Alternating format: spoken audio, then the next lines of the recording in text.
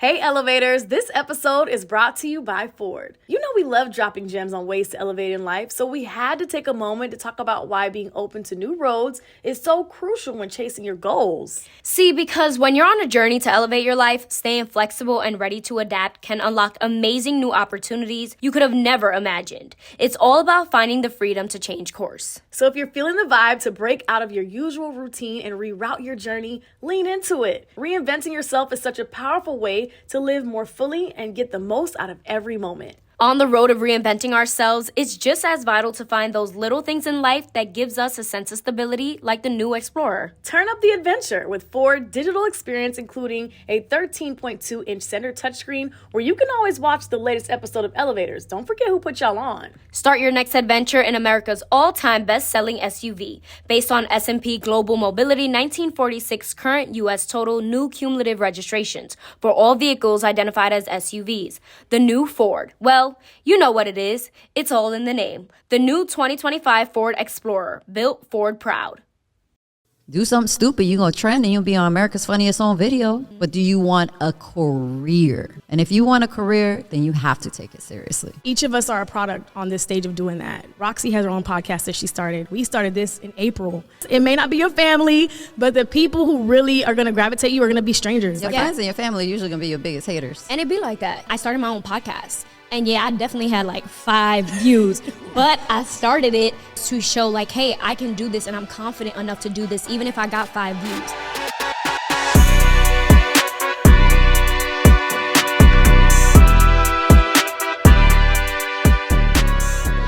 Hi. Hey, Rocsi. Hi, ladies. Hi. First of all, I have to say, you guys look really good. Like, we really coordinated this outfit. By mistake, but we did that. We did that. But it feels so good to be here at Hampton University, just walking on the campus. I have to ask you guys, like, what does it feel like for you being back on a college campus? Like, how does that feel right now? Nostalgic. Nostalgic for you? Yes. Well, I'm currently still a college student. I'm right now enrolled at Booz State University. I know we had another HBCU, but, you know, shout out to Maryland. But for me, I always loved the HBCU lifestyle. Terrence J, you know, he's a proud HBCU alumni. My friend Fred, that's here. You know, they really were the ones that taught me about being on the yard, and it's just such a special experience when you go to a HBCU. So it's fun. And for somebody like you who has like such a dynamic career, what are some like lessons you learned during your days in college that you kind of like still apply to your everyday life and like work life? I think it's networking. I think networking is like probably the most important thing. Networking and time management. You know, you learn that when you're in school and it's your time now, you're responsible for you. Yeah. And you take that with you every day. And actually the relationships that we make every single day, but especially during the beginning of foundations of our careers, they really do carry over on and on. I always tell people you never know who your next boss is going to be.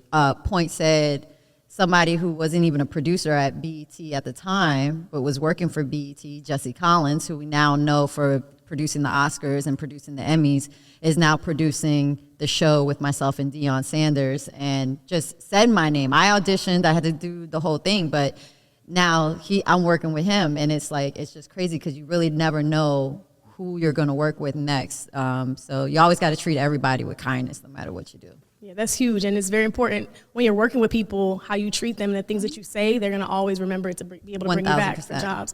I love that you talked about how you're currently a student and still at an HBCU. I want to take a moment and talk about how important it is and just how you've been to multiple schools, but the energy at HBCUs are just unmatched. And why is it so important for us to continue to keep HBCUs alive? I think that it's important because you feel at home, you're comfortable around, you know, people like you. You get the culture, you get the lingo. Being comfortable is really important, especially when you're leaving home for a new venture. So, and I think that it's important to be able to carry on history and learn our history and don't let it be taken away from us and washed away. So there's a certain education that you're going to get at a HBCU that you're not going to get at maybe PWIs. Well, I know you mentioned that you're in school now, but it's always a little different like when you're actually like on campus. So if you guys could go back and be on campus and on the yard, is there anything you would do differently? Stay away from my Q friends. I'll just play it. That's so funny. Well, I feel like if I could go back to school, one thing I would want to do is like just save more and kind of like prepare for the transition from college to work. And I really wish that I had somebody to kind of like lean on to give financial advice for that transition, because it's very real. Like sometimes you get out of college and you hope that you're going to land into the, you know, whatever field you're studying, and sometimes it doesn't happen that way. So I wish that like I would have had some sort of like financial advice. That's so true. You guys like give any financial advice for students who are going to make that transition soon? That's so true. And I honestly feel the same way you did, because I remember back in school when we used to get, you know, like the grants and like the financial aid. You were like, well, I got money in my pocket, but that money went by quick, okay? That money went by quick. So I would have to say it would be saving. And if I can give you guys some word of advice, get a interest savings account. I know they have regular savings accounts, but get an interest savings account so your money can continue to make money for you. But I feel like I really wish I would have learned those financial lessons in school, because I was like, you know, I got it, lunch on me. But going back now, I'm like, lunch ain't on me today. No, not at all. And I think that it's important that you say, like, even just that nugget, you know, get an interest savings account. I mean, we're saying this now, but hopefully you guys take heed, because we're literally telling you things that we wish we would have done when we started out. So it just takes a little bit of time and a little bit of effort, but just those moves will make such a big difference in the long run. You don't need to spend all the money. It's not about looking good for the gram. It's really about investing in yourself right now, getting the best education that you can, getting these nuggets, and then taking it forward and just start building your career. Like, that's really what it's for. So that's such a great advice. Facts, Yeah, and you kind of like went over this slightly when you talked about like programs and stuff. I love that you mentioned that, because I think taking advantage of the programs and the grants and stuff that you get right now, please take advantage of that. And like Amanda said, like, put it in your pocket. But that being said, so the Black and Unlimited program is focused on like amplifying the dreams of HBCU students. So in your experience, how can programs like these really make a difference for young, driven students? I think that it's an opportunity to really get in front of those people that make the decisions.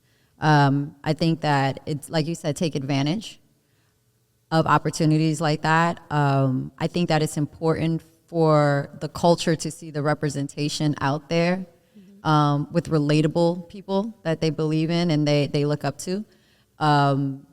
And it's honestly just a great way to be in the room with people that make big moves and make decisions for you. Yeah. So that's like the biggest takeaway from that, and it's super important. And if you're at a HBCU where you got those type of opportunities, take it, because that doesn't happen all the time. I'd rather go to a school that's a little bit smaller in number, but then I'll be able to get in front of somebody more likely than going to a really, really big university. Yeah, and that one-on-one is so important. So important. And you feel like you're seen, and I think that's one of the things that I love that Walmart is doing, because, you know, just shopping there, you know, seeing the Lip Bar, Partake, Mayel, like all these brands of people that look like us, and knowing that you can go out there and make those same products or those same brands, and also like kind of create a lane for yourself and have Walmart support you with the Black and Unlimited program. So I think that's huge. Yeah, for sure. And I'm going to echo that, not to be all like corny and sentimental, but I really love that Walmart is doing this, because representation does matter. Like, for example, even seeing you growing up on TV doing 106 in Park, I was like, I could do that. And like, because I seen you doing that, I felt like I could do it. Had you not been there, I probably wouldn't be here. So thank you. Thanks, girl. I could do it. Okay, cool. I would love to know how you kind of handle people who are non-believers and naysayers, because one thing about it is, like, once you leave college and you enter the workforce, you really learn that you're not going to see eye to eye with everybody. Yeah. And that's also kind of like a tough situation to navigate. So how do you guys handle people who may be naysayers or just don't believe in what you're doing? As long as you believe in what you're doing, that's all that matters. And then I love proving someone wrong. I get off on that. Like, I can't wait to prove somebody wrong. And so nobody has to really believe in your dream but you. Yeah. at the end of the day. And everybody that's there to help you along the way to see your dream come into fruition, those are the people that you really cherish and keep around your circle. The first moment that you feel like somebody's hating on you, they don't see your vision, that's not the energy I need around me. And I think that our generation now, I think you guys are way smarter at reading people's energy and knowing like negativity and positivity and how it can go hand in hand in your energy in your circle and how it can affect you. I think that this day and age, this generation is way more conscious about mental health and about who they hang out with more than we were back in the day. You know, back in the day, you could probably have that negative friend that could really have, you know, an effect on you. But nowadays, it's like people ain't got time for that. They'll point them out. Yeah, they'll point them out and be like, I ain't got time for you. Bye. Yeah, Bye. I was going to say for that, I don't. Like, you can't. And also, pay attention to the people that try to give birth to their fear on you. Like, they may be like, oh, I wouldn't do that because it may not be good for them, but that doesn't mean that that's the case for you. People will oftentimes, like, tell you things that they're afraid of doing so that you too become afraid. Right. And you could prove them wrong by doing the exact thing that you said you were going to do. But also, it's not for you to, like, don't tell everybody your dream or your plans and what you're doing, because they're going to hate on you. Let them just see what you're doing. You don't have to broadcast it yet until it's done. Like, I always have a superstition, like, I don't talk about anything until the ink is dry.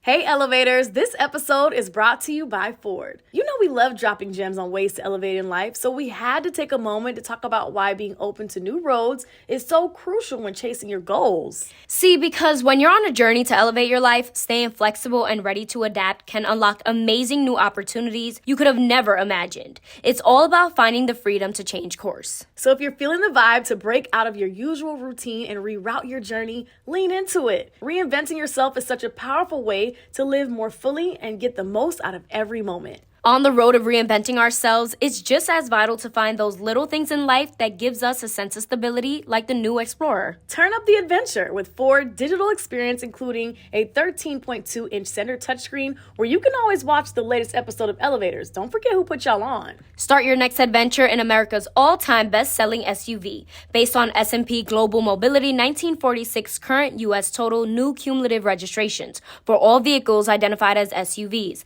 The new Ford. Well, you know what it is. It's all in the name. The new 2025 Ford Explorer, built Ford proud. So until that ink is dry, or until you're really ready to launch something correctly and put it out there, and that's what your social media is for. Your social media is your branding tool for who you are. It ain't for posting red cup parties or your latest outfit, unless you're a fashion person. But that's what social media should be used for, is for branding yourself and really curating your dream and showing who you are as this business personality and what you bring to the table. But everything ain't for everybody to know yet. Yeah, it's just like relationships. You don't even know who I'm dealing with until I got a ring on my finger. Because why? Because girls, somebody's going to hate on your relationship. And why are you going to bring outside energy into your situation? So it's the same with projects and work and your dreams. I think for me, like, that the way I kind of handle people who are naysayers or whatever the case may be is, like, I also give people grace, because sometimes, like Amanda said, they may be just projecting on you, or they may be going through something. And I'm not saying you got to be friends with that person, you get what I'm saying, but I don't burn bridges. Our HBCUs have a legacy that's straight up golden, and McDonald's is proud to help keep it that way. Since 2021, the Golden Arches has connected with the Thurgood Marshall College Fund to provide $1 million in scholarships for students headed to our HBCUs. That kind of cash helps keep bright minds on the yard, dreams within reach, and the future golden. Learn more about McDonald's Black and Positively Golden scholarships at mcdblackscholars.com. Especially like in the media, like entertainment world, I don't believe in burning bridges, so I always try to handle everybody with grace, because you never know who you're gonna work with one day. And I've had experiences where, when I first started, or I was trying to get into doing media correspondent work, there were a lot of people who were giving me side eyes about it, because I went from an intern to being on camera, and people were like, how did she do that? And they were not happy about it. Granted, years forward, at that time, I chose to handle them with grace, and years forward, like, you say hi and bye, and it's like not a problem anymore. So, like, I'm never, I advocate, don't burn a bridge. handle people with grace and keep them at a distance. Kill them with kindness. Yeah, kill them with kindness. Kill them with kindness. It's like to both of y'all's point, you never know. I love that you talked about building a brand and you mentioned social media, because I'm gonna be honest, as media correspondents and working in the spaces that we work in, it's kind of hard, y'all, creating content and always being on social media. So I wanted to ask how you navigate in this space, in the digital world. Not only are you a talent and you have to study your craft and be amazing at what you do, but you also have to be amazing on social media. So how are you navigating the two? I use social media strictly as a business tool. I may give a little bit of glimpses in and out of my life, things that I want to share. If I'm cooking at home, or if my dog Charlie, we were talking about our dogs earlier, if he's around, and posting him in the stories. And I've been doing this for a very long time, and I'm not even trying to sound like a vet or old head up here at all. I give so much already to public that for me, social media, there's not a lot that I want some things that I could keep for myself now. So I'm very strategic to using social media as just that, as a tool for my podcast, as a tool to promote a show, as a tool to work with brands, as it's a tool. IG and TikTok is not your life unless you're getting a check for it. If you're not getting a check from them, why are you giving it so much energy and importance in your life? Why does it matter how many people like, view, if you trend or not? Are you getting a check for that? If you're not getting a check, what are we talking about? Why am I fighting somebody on social media over what they said and this, that? I don't care. Like, you're not paying my bills. So, like I said, social media is a tool. It's fun if it's used the right way, but when it starts, like, I know a lot of people that are starting to get off of certain platforms because they're so negative. And I think that's like the disappointment of social media. Because I remember when it first started, it was fun. Yeah. They used to use the maps and the charts and like all the different new features for at that time, Twitter. They would use those on 106 and Park and test them out on us and our audience. Oh, wow. So before it was even available. And that's when it was fun. And then it just turned into this thing, and it's just like, it's gone everywhere. It's definitely a thing. And I think for me, I always battled with social media as a media correspondent because, quite frankly, like, I just feel like sometimes our positions are trumped by content creators. So I'm always like, dang, do I do more content? Do I need to put myself out a little more? Or, if not, I'm not going to get, I wouldn't be the person that they're tapping for this opportunity or that opportunity as a media correspondent because I don't have the social numbers. You have a resume. Granted, yes. And I was just going to say that sometimes those things don't translate, especially when you're on camera and you're reading the teleprompter and doing all these things. Like, there's real journalism and groundwork that comes with being a media correspondent. But I personally have felt, over the years of me doing this, kind of between a rock and a hard place, because I'm like, I do this for real. I went to college and I studied this, but then here now you have this wave of content creators who are, doing their thing too, but also being tapped for the same thing. So I personally have always felt like, based on like following and stuff like that, like, right? Yeah. What I found is that they don't always cross over. This podcast is sponsored by Marias Gamesa. Marias Gamesa knows that motherhood is a journey full of love, learning, and care, and our cookies have been part of that journey for over 100 years. Whether you're recreating family dessert recipes or creating new holiday traditions like making s'mores or bonding over a PB&J sandwich made with Marias Gamesa, these cookies are there to make every moment special. They're a way to share love with your family every day. Dunk them in coffee, tea, or hot chocolate. Pair them or create your own dessert magic. However you choose to enjoy Marias Gamesa cookies, it's perfect for warming up those cozy moments with flavor that feels like home. Marias Gamesa, made with mom's authentic love. Yes. It doesn't always cross over. You could have 15 million followers. You know how to talk in front of a camera and hold your phone like this. But when it comes to dealing with this camera, reading a prompter, reading a room, doing all of this stuff, a lot of people don't know how to do that. And so that's like a skill set in itself. So just because you got 15 million followers doesn't mean you might be influential to those 15. And honestly, those, let's say maybe the 5 million that you probably didn't pay for, because that's a thing too. A lot of people paying for their followers and now impressions and all of this stuff. So it's like when you have a resume and you lay down the groundwork, I respect that more than somebody that just came up. Although I do believe, and this might be the wrong place to say it, but you're not going to learn everything in this building too. You got to go out and experience it at the same time. So there are some people out there that naturally are talented and they know what they're doing. But that's far and beyond. Most of even the naturally talented people still lay down a foundation of education at the end of the day. Yeah. I love that both of you guys said those points, and I do think that to both of them, I feel like opportunities that we don't receive in those spaces were never meant for us. I strongly believe that too. Like, I feel like the right opportunity always will align itself, because that's just how I feel like it's supposed to work out. 1,000%. Yeah. 1,000%. Well, I love that you say that though, because how do you guys deal with rejection? Like, That's my job. right. That's the industry. Every That's day. life. Life is life. You're gonna get rejected. If it's not meant for you, it's not gonna be for you. But if it's meant for you, it's gonna happen for you. When one door closes, another one does open. You just have to really, really, really believe that it's gonna open. I was up for a job on Ridiculousness for MTV. I didn't get that job. Had I gotten that job, I wouldn't have been able to get this job with Deion Sanders. So it's like, because something didn't happen on this side, don't mean that nothing's not gonna happen for me. It's just not right now. 2 months later, I got another offer for something I really am excited. Not that that job would have been great too, but it's just, it's gonna happen. You just gotta believe. You have to have faith, and you just have to believe. And rejection is gonna happen.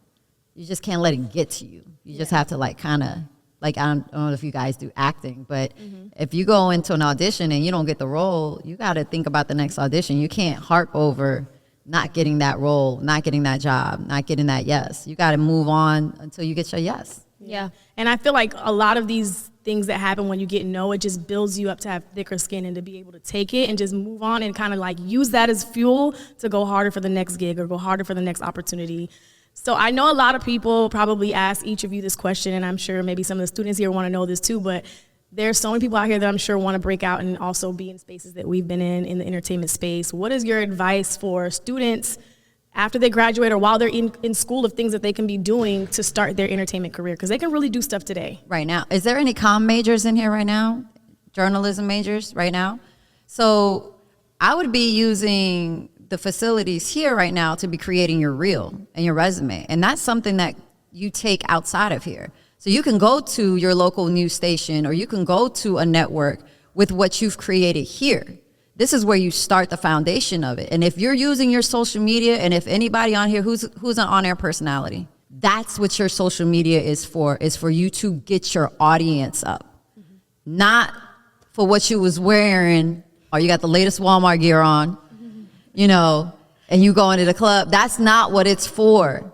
You should be breaking news. You should be talking entertainment. You should be talking sports. Whatever your niche is, whatever your beat is, that's what your social media is for. And you should be creating a reel. You get to use a editing booth and the finest equipment or whatever that's right here at your fingertips, because you're not going to be able to go into no local news station and ask a producer, "Oh, can you help me with my reel?" No, that's what your professors here are for right now, to help you do that. And trust me, they know people that work in the industry, and they can definitely put your name out there for an internship, a job, a foundation, a starting position. They can do that. But you could start right now by building your own audience, building your own show. Even if you got 12 views, but you got a show. You got something to show somebody. I admire that more than somebody coming up to me and telling me, "Roxy, how can I get on TV?" Do something stupid, you're going to trend, and you'll be on America's Funniest Home Video. Exactly. You'll end up on the Shade Room. Yep. You can become Insta-famous, but do you want a career? Yes. Do you want 15 seconds of fame, or do you want a career? And if you want a career, then you have to take it seriously. Yeah. There's going to be a lot of sacrifices. Ooh, that's a bar. Drop the mic. No, but it's so true. And I think that each of us are a product on this stage of doing that. Like, not only have we worked in other various spaces, but Rocsi has her own podcast that she started. We started this in April. And I'm grateful to be here to talk to you guys for those reasons, because it's literally like any vision or any ideas that you have, you can start it where you're at with your peers. And as long as you're consistent, somebody's going to see it. Yeah. You're going to tap into people who want to watch it. Like it may not be your friends, it may not be your family, but the people who really are going to gravitate you are going to be strangers, like people that you know nothing about, that will support you more than anybody else. Your friends and your family are usually going to be your biggest haters. And it'd be like that. Yeah. And it'd be like that. But honestly, I started my reel from doing work on campus as well. And I started my own podcast. And I definitely had like 5 views, but I started it. And the whole point of that was to show like, hey, I can do this and I'm confident enough to do this, even if I got 5 views. Because that sometimes would, you take it in the stomach, like, oh, I only got 5 views. And it's a little embarrassing, but it builds character. It builds character. And honestly, like, you guys have the tools. It's literally right in your phone, and there's no excuse. So if you ever find yourself saying like, oh, but I need this light, I need that light, there's no excuse. And if you don't take yourself seriously, don't expect anybody else in this world to take you seriously. And you got to get in the door too. Don't think that you're going to come out of college going right and being on air or right and directing right away. I started on the street team at my radio station. I was putting up flyers, carrying stereos, doing all that, getting it ready for the stars of the show. You know, you have to be humble enough to put yourself in that position. Even if you're in fashion and you're trying to be a fashion designer, well, do you know how to sew? You might start off as a seamstress at an atelier, and then you work your way up. But I think that a lot of us want to skip those foundation parts, and had I skipped radio and went right into television, there's no way I would be sitting here right now. Because I tell everybody, Rocsi is who she is because she learned what to do on radio first. And I only learned what to do on radio first was because I started on the streets first. And then I worked my way up to the boards. And then I worked my way up reading commercial liners and stuff like that. But it's all experiences that will stay with you forever. And you're going to bring them everywhere you go, anywhere. I would not have been the talent on 106 & Park had I not been a radio personality first. And that's facts. I would not gotten that job. That people don't see behind the scenes. Because I know they see Rocsi, the glitz, the glam, like, you know, just ready to be on camera and all that. But there's so much that happens behind the scenes before that. So one of the questions I wanted to ask you, too, is how do you also deal with that, being in the limelight? Like, constantly, like, you know, just, you know, having your photos taken and just being out there. Are there ever times that you just want to just like literally be in the house and like not see anybody? I don't consider myself a celebrity in the sense where I'm not like a Kim Kardashian or Rihanna that I really feel for them. Because that's not like, unless you really enjoy that kind of lifestyle. Like I've walked down the street with Rihanna before and mobbed by, you know, paparazzi and stuff. But that's not fun. You just, at the end of the day, you want to be regular. You want to be able to just eat a hamburger without, you know, somebody being all in your mouth and you like in mid-bite and all of a sudden that's like, you know, posted up on every blog. So that's not fun. So I'm glad that I'm just in my little bubble, and I'm happy that our little world thinks that I'm somebody, but I'm just out here still just working, paying the bills, and I'm a homebody. I stay at home with Charlie and that's it, and travel and do what I love to do. But I don't see myself, like I don't have those issues. And plus I live in LA. They over there chasing after J-Lo and Brad Pitt and, you know, it's oversaturated over there, so I don't have those issues or those kind of problems. You've built the legacy and the career, so we definitely have to say that. Paparazzi will definitely make you feel like quitting. They always get you at the worst when you got like your faja on and you like on Runyon and you on a hike and you look crazy, and then that's when they went, Rocsi. I'm like, really? Right. You couldn't catch me all the days when I looked 10 out of 10 now today. Okay, but yeah, nah. I appreciate that though. Have you guys ever felt like quitting? Like, did it ever get that tough for you? Girl, yesterday. No, I'm just joking. Sometimes, but I feel like I'm a very spiritual person, so I always feel like God didn't place these visions and these dreams on us just to not do anything with it. You know what I mean? Just to exist and not actually go out there and see the things that you can do. But yeah, there's times that you're going to always feel like quitting, but I think that you have to continue to get inspired. And I think it's a lot of what you consume. Even with, we talk about social media, I unfollowed a lot of pages. I'm like, I need things that are going to inspire me and continue to keep me uplifted so I can continue to use that as fuel to do the things that I want to do. Especially in the beginning when I heard a lot of no's. That was honestly like a muscle I had to kind of exercise to finally be okay with hearing no and seeing the silver lining around those kind of situations, and, you know, just trusting in who I believe in, my higher power. So yes, there were definitely a lot of times where I felt like, maybe this isn't for me, especially when the checks weren't checking or things were like bouncing. So yeah, but every time that I thought that, you know, like maybe this is not for me, like something was put in place to remind me that no, like this is for you. It's gonna take a little time. You're gonna need a little more character, but this is what we're doing. We're building character. How about you, Rox? I never felt like quitting. Never. I've been on the ground. I've cried. I've prayed. I've felt broken, but I've never felt like quitting. Like, nah, that's just not gonna happen. That's not in my vocabulary. It's not gonna happen because I'm not done. So if I see myself quitting, that means I'm done. Then that means I can't see past what I really have intended for me. So if I'm gonna break myself down to say I feel like quitting, then I'm doing a disservice to everything that I've built. And I'm nowhere close to finishing, like nowhere near. So no, I've never, ever, ever, ever felt like quitting. Have I felt hard times? Yes. Have I questioned where the check was gonna come from? Yes. Do I get scared? Yes. Quit? Nah. It's not in my vocabulary. I love that. It won't happen. Yeah. I wish. I know. I'm gonna take that energy with me. Take the energy. Because if you say to yourself, yeah, I've thought about quitting, like listen to what you're saying about yourself. Yeah, that's true. No, it's very true. It's So very true. you Maybe I felt more broken in those times, Yeah. but for me, it was very much like, oh, like this is getting real, you know. And It's there's supposed times where, to. but there's times where it's like, oh, the bills are due, honey. Like, Yeah. and you're coming out of college and you're hoping things click and you're wishing for a little more instant gratification, and like those moments are very much real. But I never actually did. Yeah, Yes, I'm here. It's like We're not gonna quit. We're not when you quitting. ask God for Shannon Sharp said this recently on his show, that when he asked God for patience or understanding, God didn't just give him patience or understanding. God gave him a situation that was going to teach him about patience or understanding. And that's what's going to happen. So for me to say I'm going to quit or things are getting hard and you want that check, so then God or whatever higher being you believe in is going to give you that opportunity to get that check. He's not going to this ain't Publishers Clearinghouse and that's showing my age. This ain't a lottery. No, he's going to give you an opportunity to get that check, but you got to believe that you can get that check. It's not going to be handed to you. So with that being said, to say, like, words are so powerful. So I would say, don't ever say that again. Words are so powerful. Don't say I can't. Say I'm about to. It's going to happen eventually. I quit. No. I can't say I quit. I can't put that. And things are hard. No, things are not hard. Things are challenging. Things are challenging. Because there's always going to be a light at the end of the tunnel. The storms don't last forever. Yeah. They don't. Thank you guys so much. Let's give it up for